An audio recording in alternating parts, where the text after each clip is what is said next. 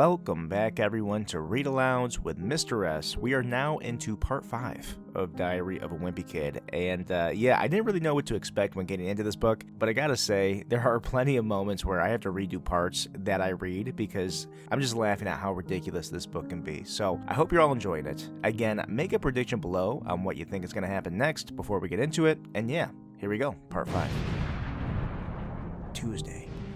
Today was our first day as safety patrols. Me and Raleigh don't technically have stations like all the other patrols, so that means we don't have to stand out in the freezing cold for an hour before school. But that didn't stop us from coming to the cafeteria for the free hot chocolate they hand out to the other patrols before homeroom. Another great perk is that you get to show up 10 minutes late for first period. Hello! I'm telling you, I've got it made with this safety patrol thing. At 12:15, me and Raleigh left school and walked the kindergartners home. The whole trip ate up 45 minutes, and there were only 20 minutes of pre-algebra left when we got back. Walking the kids home was no sweat, but one of the kindergartners started to smell a little funny, and I think maybe he had an accident in his pants. He tried to let me know about it, but I just stared straight ahead and kept walking. I'll take these kids home, but believe me, I didn't sign up for any diaper duty. February. Wednesday.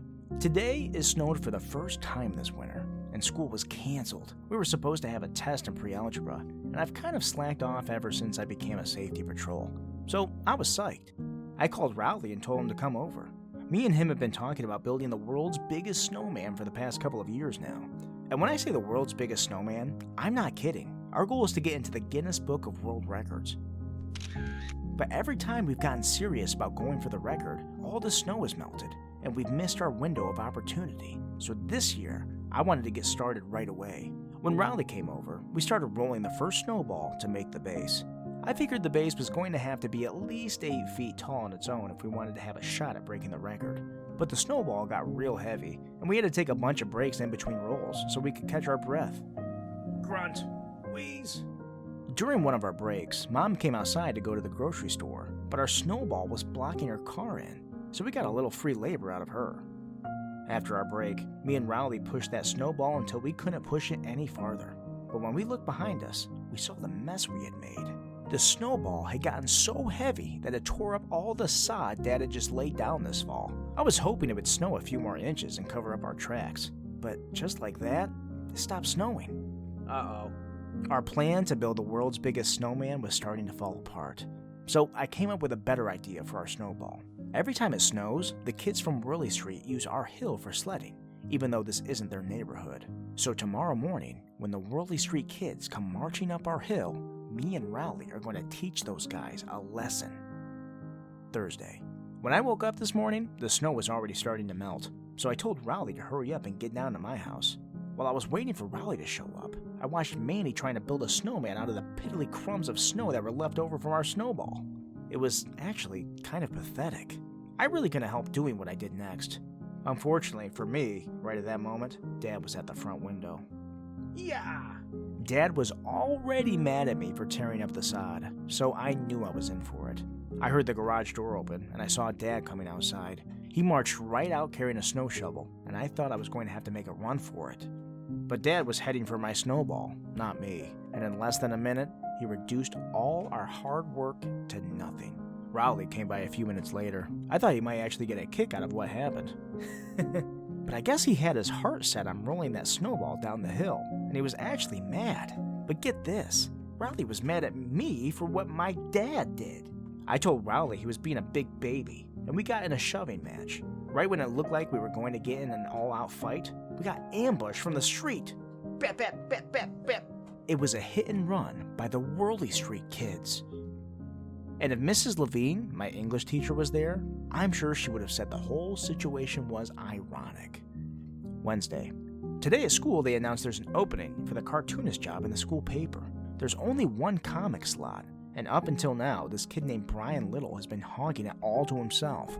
Brian has this comic called Wacky Dog, and when it started off, it was actually pretty funny. But lately, Brian's been using his strip to handle his personal business. I guess that's why they gave him the axe. Wacky Dog, Brian Little. Hey, Wacky Dog, say something funny. Actually, I have something serious on my mind today. Susan Lim, if you are reading this, Brian is very sorry he kissed your best friend Rachel behind the lockers. He hopes you can find it in your heart to forgive him. P.S. Barry Palmer, you still owe Brian $5, you bum. As soon as I heard the news, I knew I had to try out. Wacky Dog made Brian Little a celebrity at our school, and I wanted to get in on some of that kind of fame. I had a taste of what it's like to be famous at my school when I won honorable mention in this anti-smoking contest they had. All I did was trace a picture from one of Roderick's heavy metal magazines, but luckily, no one ever found out. Don't smoke or you'll look like me. The kid who won first place is named Chris Carney, and what kind of ticks me off is that Chris smokes at least a pack of cigarettes a day. Don't smoke? It's a joke. Thursday. Me and Rowley decided to team up and do a cartoon together. So after school today, he came over to my house, and we got to work. We banged out a bunch of characters real quick, but that turned out to be the easy part. When we tried to think up some jokes, we kind of hit a wall. I finally came up with a good solution. I made a cartoon where the punchline of every strip is Zoo Wee Mama. That way, we wouldn't get bogged down with having to write actual jokes, and we could concentrate on the pictures. For the first couple of strips, I did the writing and drew the characters, and Rowley drew the boxes around the pictures. Step on a crack, break your mama's back. Yeah, right. Hey, Timmy, your mother slipped on a banana peel, and P.S., she is dead. Zoo-wee mama! Rowley started complaining that he didn't have enough to do, so I let him write a few of the strips. But to be honest with you, there was a pretty obvious drop in quality once Rowley started doing the writing. I've been waiting 3 hours to get a hamburger. Finally. 1 hamburger, please. I'm sorry, sir. We're all sold out. Zoo-wee mama! Eventually, I got kind of sick of the Zoo-wee mama idea, and I pretty much let Rowley take over the whole operation. And believe it or not, Rowley's drawing skills are worse than his writing skills. Oops, I stepped in a puddle. At least it's not an acid puddle. Aye, it is an acid puddle. Zoo-wee mama. I told Rowley maybe we should come up with some new ideas, but he just wanted to keep writing Zoo-wee mamas. Then he packed up his comics and went home, which was fine by me. I don't really want to be partnered up with a kid who doesn't draw noses anyway. Friday. After Rowley left yesterday, I really got to work on some comics. I came up with this character called Creighton the Cretin, and I got on a roll. Hi, my name is Creighton. No, it isn't. Your name is Stuart Pidd. Oops. Hi, I'm Stu Pidd. I must have banged out 20 strips, and I didn't even break a sweat. I wonder what is in this cute little box. That's not a box. It's a brick, you dumb moron. Oops. I've been trying to open it all day. Doctor, could I have a new butt? My old one has a crack in it. Creighton, I told you 1,000,000 times everyone's butt has a crack in it. Oh, yeah, I forgot. The great thing about these Creighton the Cretin comics is that with all the idiots running around my school, I will never run out of new material. When I got to school today, I took my comics to Mr. Ira's office. He's the teacher who runs the school newspaper. But when I went to turn my strips in, I saw that there were a pile of comics from other kids who were trying out for the job. Most of them were pretty bad, so I wasn't too worried about the competition. Girls Rule by Tabitha Cutter and Lisa Russell. Don't walk near our lunch table, Tyler Green. Yeah, you're not even cute.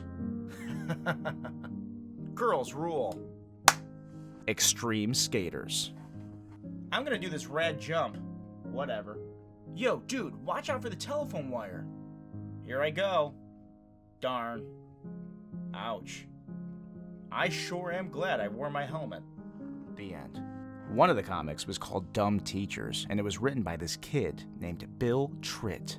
Bill is always in detention, so I guess he has a bone to pick with just about every teacher in the school, including Mr. Ira. So I'm not too worried about the chances of Bill's comic getting in either. Hey, Mr. Ira, you pooped your pants again. Nuh-uh. Yeah, huh? There were actually 1 or 2 decent comics in the bin, but I slipped them under a pile of paperwork on Mr. Ira's desk. Hopefully, those ones won't turn up until I'm in high school. Thursday. Today, during morning announcements, I got the news I was hoping for. And the new cartoonist for the school paper is Greg Heffley. The paper came out today at lunchtime, and everyone was reading it. I really wanted to pick up a copy to see my name in print, but I decided to just play it cool for a while instead. I sat at the end of the lunch table so there would be plenty of room for me to start signing autographs for my new fans, but nobody was coming over to tell me how great my comic was, and I started to get the feeling something was wrong. I grabbed a paper and went into the bathroom to check it out, and when I saw my comic, I practically had a heart attack. Mr. Ira told me he had some minor edits to my comic. I thought he just meant he fixed spelling mistakes and stuff like that, but he totally butchered it. The comic he ruined was one of my favorite ones too. In the original, Creighton the Cretin is taking a math test, and he accidentally eats it. And then, the teacher yells at him for being such a moron. By the time Mr. Ira was done with it, you practically couldn't recognize it as the same strip.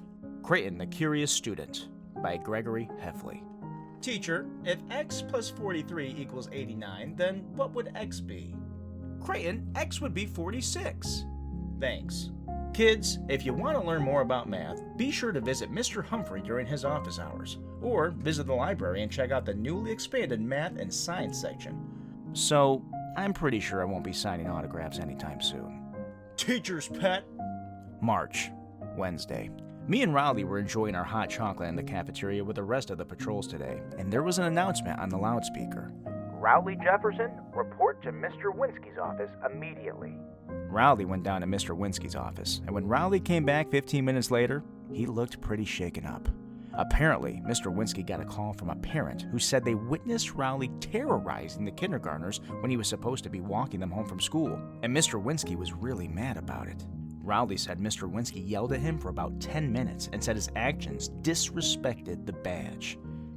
You know, I think I might just know what this is all about. Last week, Rowley had to take a quiz during 4th period, so I walked the kindergartners home on my own. It had rained that morning, and there were a lot of worms on the sidewalk, so I decided to have some fun with the kids. Eee!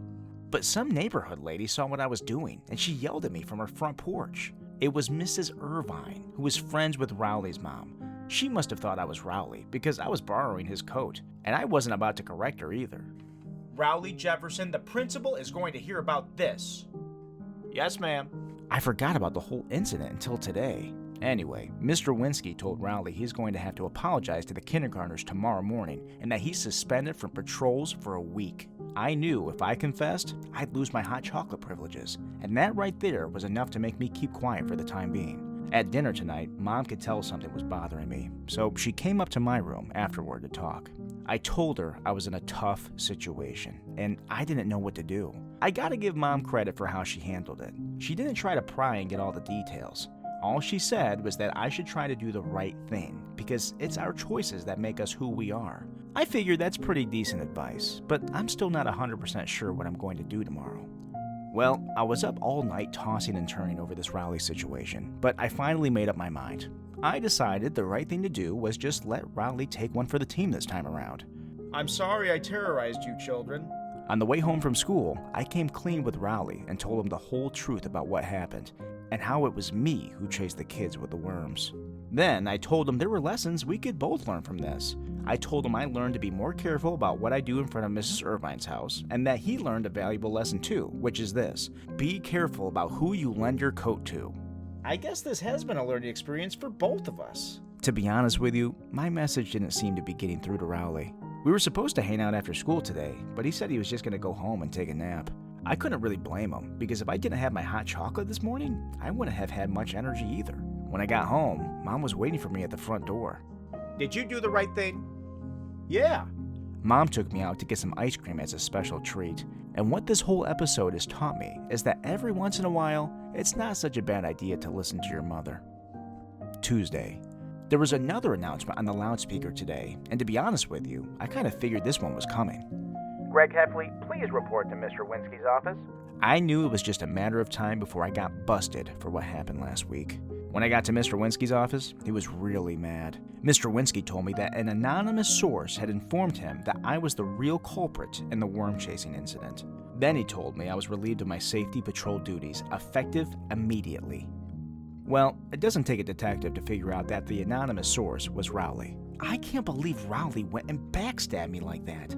While I was sitting there getting chewed out by Mr. Winsky, I was thinking, I need to remember to give my friend a lecture about loyalty. Later on today, Rowley got reinstated as a patrol, and get this, he actually got a promotion. Mr. Winsky and Rowley had exhibited dignity under false suspicion. I thought about really letting Rowley have it for ratting me out like that, but then I realized something.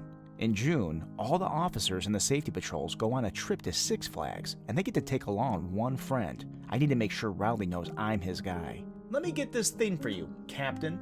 Tuesday. Like I said before, the worst part of getting kicked off safety patrols is losing your hot chocolate privileges. Every morning, I go to the back door of the cafeteria so Rowley can hook me up. But either my friend has gone deaf, or he's too busy kissing the other officers' butts to notice me at the window. Psst, psst. In fact, now that I think of it, Rowley has been totally giving me the cold shoulder lately. And that's really lame, because if I recall correctly, he's the one that sold me out. Even though Rowley has been a total jerk lately, I tried to break the ice with him today anyway. But even that didn't seem to work. Hi, pal. Piff. April.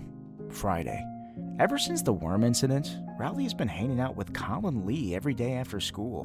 What really stinks is that Colin is supposed to be my backup friend. Those guys are acting totally ridiculous. Today, Rowley and Colin were wearing these matching t-shirts, and it made me just about want to vomit. After dinner tonight, I saw Rowley and Colin walking up the hill together, chumming it up. Colin had his overnight bag, so I knew they were going to a sleepover at Rowley's. And I thought, well, two can play that game. The best way to get back at Rowley was to get a new best friend of my own. But unfortunately, the only person who came to mind right at that moment was Fregley. I went up to Fregley's with my overnight bag so Rowley could see I had other friend options too. When I got there, Fregley was in his front yard, stabbing a kite with a stick. That's when I started to think maybe this wasn't the best idea after all. But Rowley was in his front yard, and he was watching me, so I knew there was no turning back. I invited myself into Fregley's house. His mom said she was excited to see Fregley with a playmate, which was a term I was not too enthusiastic about. Me and Fregley went upstairs to his room. Fregley tried to get me to play Twister with him, so I made sure I stayed 10 feet away from him at all times. I decided that I should just pull the plug on this stupid idea and go home, but every time I looked out the window, Rowley and Colin were still in Rowley's front yard. I didn't want to leave until those guys went back inside, but things started to get out of hand with Fregley pretty quickly. When I was looking out the window, Fregley broke into my backpack and ate the whole bag of jelly beans I had in there. Fregley's one of these kids who's not supposed to eat any sugar, so 2 minutes later, he was bouncing off the walls. Fregley started acting like a total maniac, and he chased me all around his upstairs. I kept thinking he was going to come down off his sugar high, but he didn't. Eventually, I locked myself in his bathroom to wait him out. Around 11:30, it got quiet out in the hallway. That's when Fregley slipped a piece of paper under the door. Slip. I picked it up and read it. Dear Gregory, I am very sorry I chased you with a booger on my finger. Here, I put it on this paper so you can get me back. That's the last thing I remember before I blacked out. I came to my senses a few hours later. After I woke up, I cracked the door open, and I heard snoring coming from Fregley's room, so I decided to make a run for it. Mom and Dad were not happy with me for getting them out of bed at 2 o'clock in the morning, but by that point, I could really care less. Alright everybody, that wraps up part 5 for Diary of a Wimpy Kid. I think we have one more part left, might be 2. I think there's just going to be a part 6 and then we're going to be done with the book, so I'm excited to get to the finish line with you. Like and subscribe if you like content like this, if you're looking forward to more, and we will see you in the next one.